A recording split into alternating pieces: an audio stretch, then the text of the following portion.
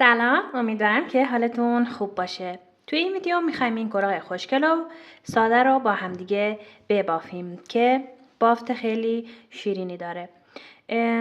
من برای بافت این کلاه از کانوا اکریل بافت بیبی استفاده کردم که همطور که میبینید این مشخصاتش هست و ضخامت کانوا هم به این شکله.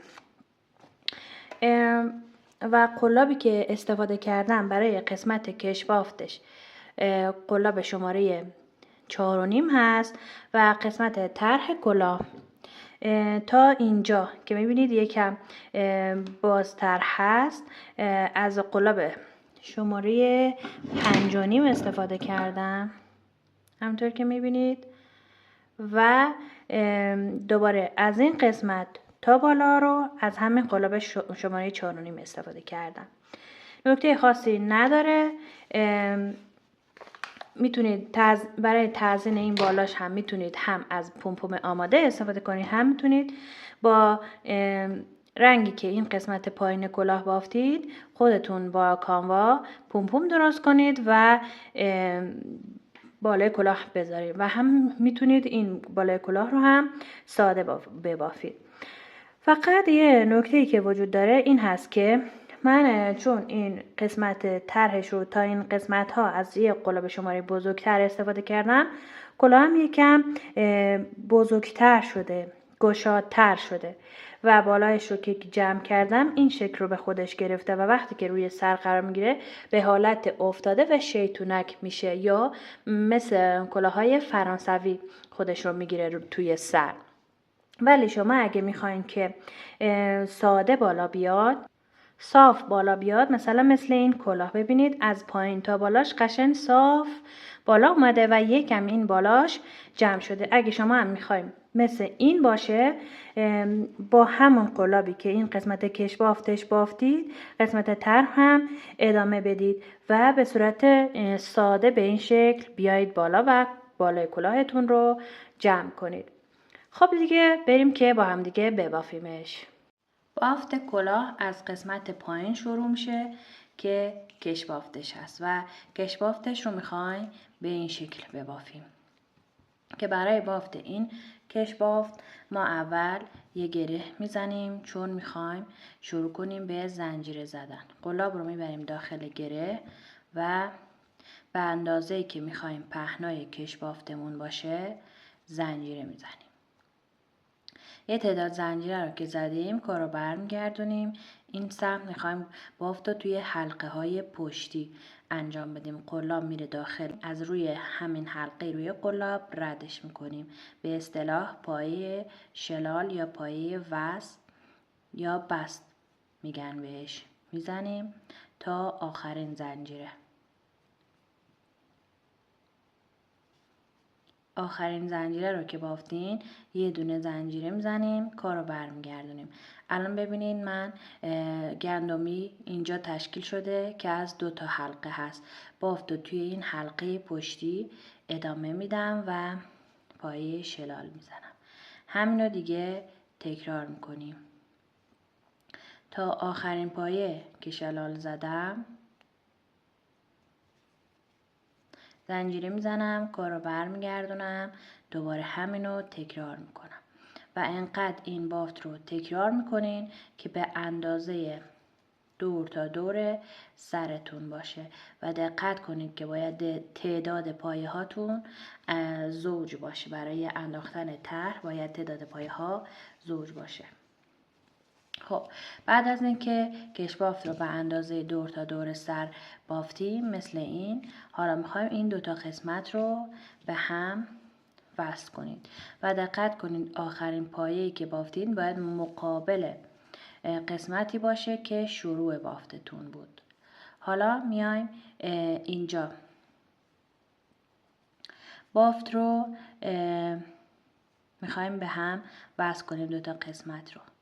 ببینید اینجا اولین پایه قلاب رو از زیر هر 2 تا حلقش رد میکنم و این نخ رو میگیرم میارم بیرون. یه دونه زنجیره میزنم. حالا اینجا این قسمتی که طرف خودمون هست قلاب رو از زیر هر دو تا حلقه رد میکنیم. بعد این قسمت قلاب رو از حلقه پشتیش فقط رد میکنیم و بس میزنیم یا پایه شلال میزنیم. به همین ترتیب دو تا قسمت رو به هم وصل میکنیم. همینو که دیگه تا آخر میریم. خب ببینید این آخرین پایه من هست. اینجا بس رو که زدم یه دونه زنجیره میزنم، نخ رو قیچی میکنم.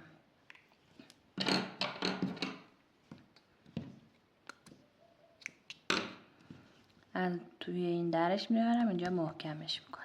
ببینید اینجا الان پشت کلاه ما، این قسمت که وصل کردیم اینجا میشه روی کلاه و ببینید که اصلا اتصال کلاه زیاد معلوم نیست. این دوتا نخ رو هم باید بیاریم اینجا پشت کار مابین باف پنهانش کنیم. حالا برای قسمت طرحش که میخوایم ببافیم هم میخوام رنگم رو عوض کنم، هم قلابم رو عوض میکنم و شماره بزرگتر برمیدارم. حالا یه گره میزنم، قلاب رو میبرم داخل گره و میارم اینجا از بالای این. خب ببینید هر رجی که بافتیم یک پایه باید حساب بشه. از بالای این قسمت که ببینید این گندمی ایجاد شده، قلاب رو میبرم، نخ میگیرم و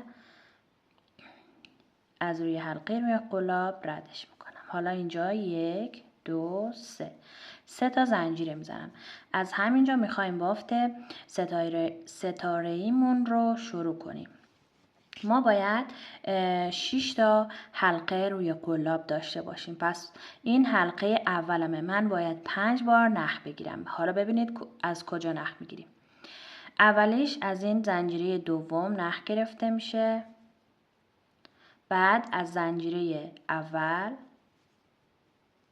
بعد از همون جایی که نخمون رو وصل کردیم که پایه اولمون میشه نخ میگیریم و بعد پایه کناریش و بعد پایه کناریش. الان ببینید 6 تا حلقه روی قلاب دارم. هر 6 تا رو با هم یکی میکنم. بعد یه دونه زنجیره میزنم و همینو دیگه تکرار میکنم تا پایان رج. الان باید 5 بار نخ بگیرم. 1 2 3 4 و 5 بار که نخ گرفتیم 6 تا حلقه روی قلاب داریم. 6 تا رو با هم یکی میکنیم. بعد یه دونه زنجیره میزنید. همین رو تکرار میکنین تا این آخر رج. الان یه بار دیگه من انجام میدم که ببینید هر 5 تا نخ رو از کجا باید بگیریم. اولیش رو از اینجا میگیریم که زنجیره زدیم. بعد از این قسمت 2، سومیش از همون جایی که پایه بافته شده، چهارمیش از پایه بعدش، پنجمی هم از پایه بعدش. هر بار 2 تا پایه میریم جلو. بعد همه رو با هم یکی میکنیم و یه دونه زنجیره میزنیم. به این ترتیب همین رو دیگه تکرار میکنیم و هر بار 2 تا پایه میریم جلو. برای همین گفتم که باید تعداد پایه هامون زوج باشه. خب همینطور که میبینین من به همین شکلی که گفتم اینو بافتم دور تا رسیدم به آخرین پایه. آخرین پایه رو اینجا همه حلقه ها رو که با هم یکی کردم زنجیره رو نمیزنم، میرم اینجا توی اولین پایه رج و بس میزنم که همون فضایی که مثل اینجا تک زنجیره هست اینجا ایجاد میشه. یه دونه زنجیره میزنم، کارو برمیگردونم برای بافت رج دوم. توی رج دوم ما میایم توی این قسمت ها که سوراخ ایجاد شده و حاصل تک زنجیره رج قبل هست شروع میکنیم به بافت پایه نیمه دوبل. 2 تا پایه نیمه دوبل میبافیم. این 1، اینم 2. بدون اینکه زنجیره بزنم میام توی این فضای بعدی 2 تا پایه نیمه دوبل میبافم. همینو دیگه تا پایان رج تکرار میکنیم. ببینید توی این فضاهایی که سوراخ‌هایی که ایجاد شده و حاصل تک زنجیره رج قبل هست 2 تا پایه نیمه دوبل میبافیم. همینو دیگه تکرار میکنیم تا پایان رج و ببینید اینجا روی کار ستاره ما قشنگ تشکیل شده دیگه. خب آخرین پایه نیمه دوبل رو که بافتم میام توی اولین پایه نیمه دوبل رج و شلال میزنم. 1، 2، 3 تا زنجیره میزنم، کار رو برمیگردونم. حالا میخوام بافت رج بعدی رو شروع کنم. حالا از اینجا به بعد دیگه تکرار این 2 تا رج 1 و 2. الان من دوباره باید رج 1 رو اینجا ببافم. پس میام شروع کنم به 5 بار نخ گرفتن. اولی توی زنجیره دوم، دومی توی زنجیره اول، سومی توی همون اولین پایه‌ای که بس زدیم که اینجا میشه 4می توی پایه بعدش، 5می هم توی پایه بعدی. و الان 6 تا حلقه روی قلاب دارم. 6 تا رو با هم یکی میکنم، یه دونه زنجیره میزنم و همین بافت رو دیگه تکرار میکنم. 1، 2، 3، 4، 5. 5 بار نخ میگیرم. 6 تا حلقه الان روی قلاب دارم. 6 تا رو با هم یکی میکنم، یه دونه زنجیره میزنم. همینو میرم تا آخر و بعد رج بعدش این 2 تا پایه نیمه دوبل رو میبافم که بهتون گفتم. دیگه همینو انقدر تکرار میکنین تا قد کلاهتون به دست بیاد و بعد پایه ها رو کم میکنیم و بالای کلاه رو جمع میکنیم. خب حالا بعد از این که این بافت رو تکرار کردیم تا قد کلاهمون به دست اومد، حالا میخوایم توی رج همین بافت ستاره‌ای شروع کنیم به کم کردن پایه ها. حالا شروع رج طبق معمول 3 تا زنجیره اینجا میزنیم و شروع کنیم به نخ گرفتن و 6 بار نخ میگیریم.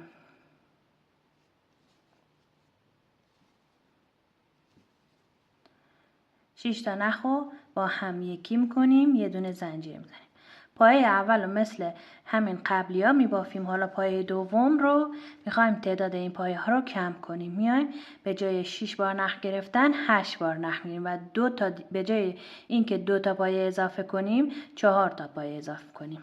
الان ببینید 2 تا نخ، 3، 4، 5، 6، 7 و 8. حالا 8 تا نخ روی قلاب داریم که 8 تا رو با هم یکی میکنیم، یه دونه زنجیر میزنیم. حالا همین بافت دیگه تکرار میکنه. یک در میون یه پایه رو 6 بار نخ میگیریم، همه رو با هم یکی میکنیم، یه دونه زنجیر میزنیم. پایه بعدش 8 تا نخ میگیریم. الان این 2 تا نخه، 3، 4، 5، 6، 7، 8. حالا همه رو با هم یکی میکنیم. به همین ترتیب این بافت رو تا پایان رج تکرار میکنیم. این رج رو تموم کردم، بست زدم. حالا برای بافت رج بعدی یه دونه زنجیر میزنم، کار رو برمیگردونم. این رج رو مثل رج های قبلی میبافیم بدون هیچ تغییری، یعنی توی این فضای تک زنجیره 2 تا پایه نیمه دوبل میبافیم.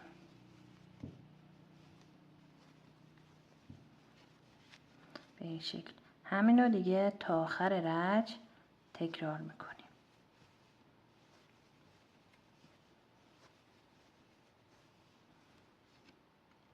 خب این رج بافت نیمه دوبل رو تموم کردم، بست زدم. دوباره این رج ستاره‌ای رو مثل قبل میبافیم. شروع رج 3 تا زنجیره میزنیم.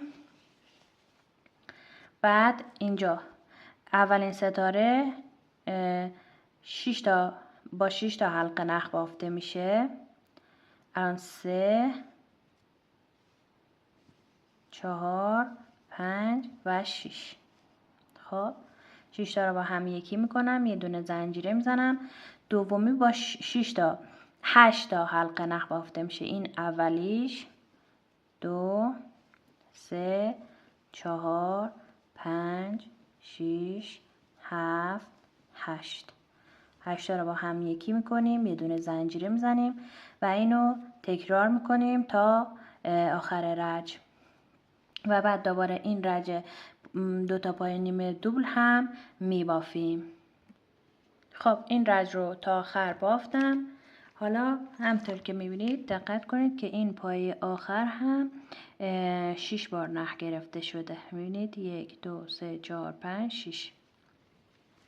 حالا این زنجیره آخر رو مثل همیشه نمیزنیم و اینجا توی اولین پایه بس میزنیم به این شکل و دوباره یه زنجیره میزنیم، کار رو برمیگردونیم، بافت پای نیمه دوبلمون رو انجام میدیم. توی این فضاهای تک زنجیره‌ای 2 تا پای نیمه دوبل میبافیم و همین بافت رو انقدر تکرار میکنیم تا برسیم به پایان رج به این شکل.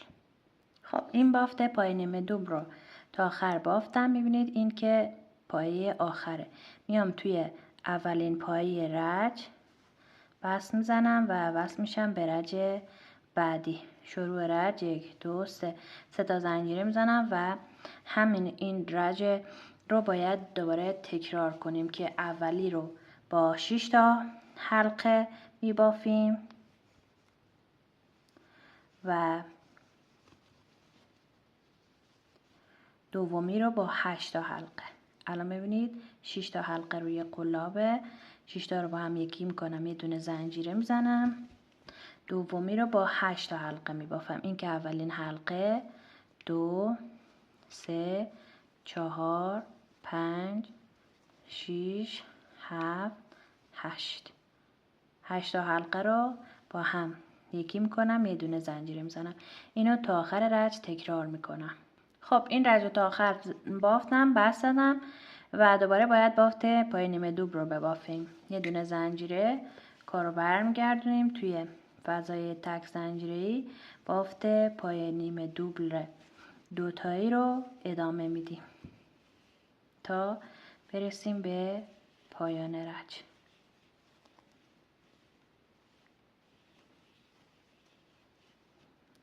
خب این رج پای نیمه دوبل رو که تموم کردم، یه دونه زنجیره میزنم، کار رو برمیگردونم.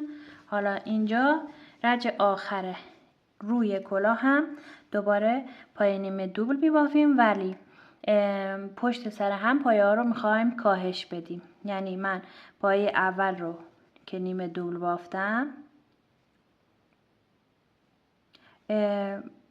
با پای دوبل میخوایم با هم یکی کنیم. پای دوبل نیمه روی اولی میبافیم، روی دومی هم پای دوبل نیمه میبافیم. حالا این 3 تا حلقه روی قلاب رو با هم یکی میکنیم. پای بعدیش رو هم به هم شکل، پای دوبل به صورت نیمه روی اولی، پای دوبل به صورت نیمه روی دومی و دوتا رو با هم یکی میکنیم. به همین ترتیب دیگه این بافت رو ادامه میدیم و پایه ها رو دوتا با هم یکی میکنیم به این شکل. این بافت کاهشی رو که تا آخر بافتم، رد نخ روی ناخونم از بس که صفر کشیدم. حالا اینجا میام توی اولین پایه شلال میزنم، یه دونه زنجیره میزنم و نخو یکم بلند برای بستن بالای کلاه با سوزن قیچی میکنم. از توی این ردش میکنم، محکمش میکنم اینجا و ببینید بالای کلاه هم یه دایره هنوز هست که بازه و میخوام با نخ و سوزن ببندمش.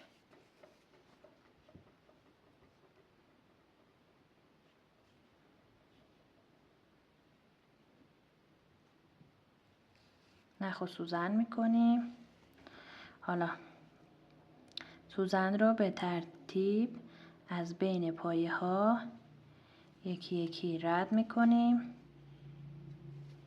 و بعد این نخ رو میکشیم. این کار رو ادامه بدیم تا برسیم به همون جایی که شروع کردیم. بعد این نخ رو محکم میکشیم. ببینید کامل این بالای کلاه بسته میشه و همین بر اول یه گره میزنیم تا محکم بشه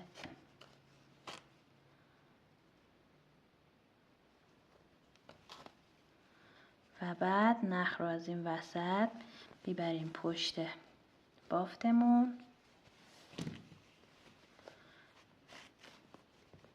و حالا این پشت بافت هم چند تا گره برای محکم کاری میزنیم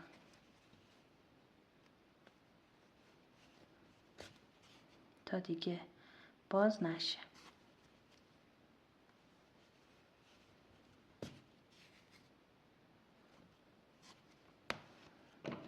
نخ رو اینجا قیچی میکنیم.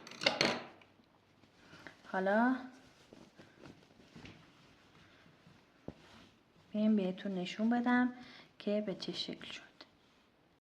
اینم از پایان کار که من برای تزیین از پومپوم آماده استفاده کردن. شما میتونید پومپوم نذارید یا اینکه با همین رنگی که قسمت کش بافت رو بافتید پومپوم درست کنید با کانوا و بالاش رو تزیین کنید که روش ساخت پومپوم با دستگاه رو هم بهتون یاد دادم. آموزشش رو اینجا میذارم و همینطور پومپوم با کارتون که بدون دستگاه خودتون میتونید به زیبایی درست کنید.